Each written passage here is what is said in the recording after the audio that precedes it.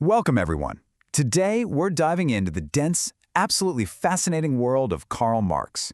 Now, fun fact, the man who wrote the ultimate critique of capitalism actually struggled to manage his own finances pretty much his entire life.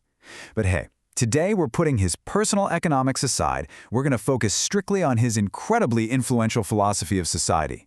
It's really the perfect primer if you're just stepping into a university philosophy class. Okay, let's kick off this explainer with the ultimate philosophical question.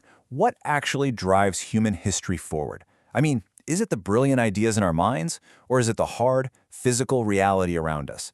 Keep this question right in the back of your head, because it's literally the master key to everything we're about to explore. So, this is our philosophical battleground.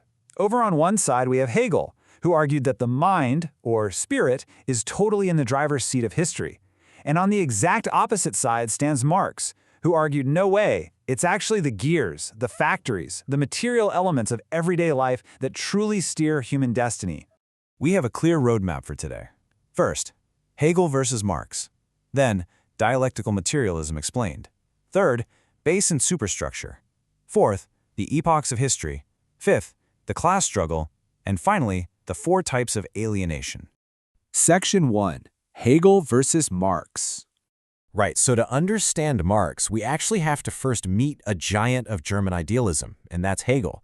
He championed this concept called absolute idealism. Basically, it's the theory that reality is essentially rational and spiritual, and that history is really just the absolute spirit, or Geist, unfolding over time. So for Hegel, ideas are absolutely the main character, and physical reality, well, that's just the backdrop. But then Marx comes along and just completely flips Hegel's script. While Hegel says ideas shape material reality, Marx looks at the exact same timeline and says, actually, no, material conditions shape our ideas. For Marx, reality exists entirely outside the mind. It's a massive, world-altering philosophical pivot. Section 2. Dialectical materialism explained.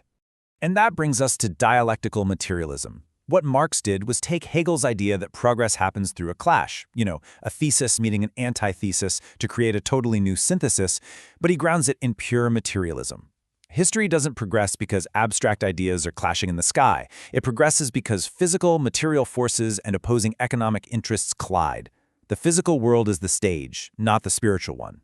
Marx actually famously joked that Hegel's dialectic was standing on its head and literally needed to be turned right side up. And that right there, that is the golden rule of Marxist thought. Matter comes first, human consciousness doesn't dictate our material conditions. Rather, how we survive and how we organize our economy, that is exactly what shapes our human consciousness. Section 3. Base and superstructure. I want you to think of society as a house. The economy is the foundational base, so this includes who owns the factories and how the actual work is organized. Now, everything else, our laws, our morals, our religion, our entire culture, all of that is the superstructure built entirely on top of that economic foundation. Make sense? So if you change the base, the superstructure inevitably shifts to reflect it. Section 4. The epochs of history. Marx strongly believed that society naturally evolves through distinct stages, all based on its economy. So history starts at a primitive communal stage. It then moves into slave societies, evolves into the feudal era, and eventually transitions into the capitalist epoch. But Marx didn't think the story stopped there, not at all. He believed capitalism would inevitably give way to a socialist stage, finally culminating in a totally communist society. But if history is a timeline moving predictably through these phases, we really have to ask, what's the engine driving this? What forces society to violently break from one stage and enter the next? Section 5. The class struggle. Well, the answer is his famous theory of class struggle. History is driven by the opposing economic interests of different classes. Under capitalism, it's a very specific showdown. You have the bourgeoisie, the wealthy owners of the factories, the land, the machines, versus the proletariat. And the proletariat are the workers who own nothing but their own labor, which they literally have to sell just to survive. The root of this massive conflict comes down to something called surplus value. Marx pointed out that workers produce far more value during their shift than they ever get back in their paycheck. And that extra value, the capitalist just keeps it as profit. Now, for Marx, this isn't just some quirky economic loophole, it is the fundamental source of exploitation, inequality, and the underlying tension that eventually tears the whole system apart. Section 6. 4 types of alienation. Marx wrote that under capitalism, labor becomes mechanical and forced rather than creative, and this leads to a complete loss of identity.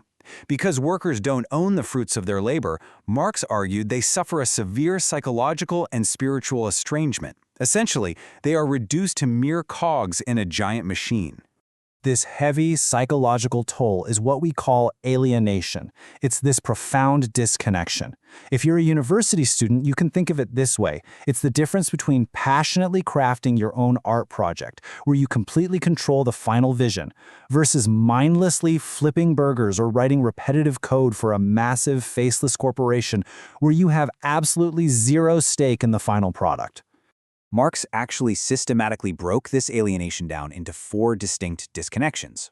First, you're alienated from the product you make, simply because someone else owns it. Second, you're alienated from the actual process of working, because it just feels forced and mechanical. Third, you're severed from your species being, which is his term for your essential creative human nature. And finally, you're alienated from others, because capitalism forces workers to compete against each other for survival rather than naturally cooperating. Now, unlike Hegel, who saw the end of history as finding rational freedom through the state, Marx had a totally different vision. He argued that the end of history would be the total abolition of class divisions entirely. Once capitalism's internal contradictions caused it to collapse, Marx envisioned a completely classless society where the means of production are shared. And theoretically, this would eliminate exploitation and alienation altogether. As we wrap up this explainer, I really want to leave you with a provocative thought. How did these 19th century frameworks apply to our world today? When you look at the modern gig economy, massive tech monopolies, and widespread workplace burnout, are we still experiencing the exact same contradictions Marx wrote about? It's definitely something to chew on as you continue your philosophical journey. Thanks so much for joining me.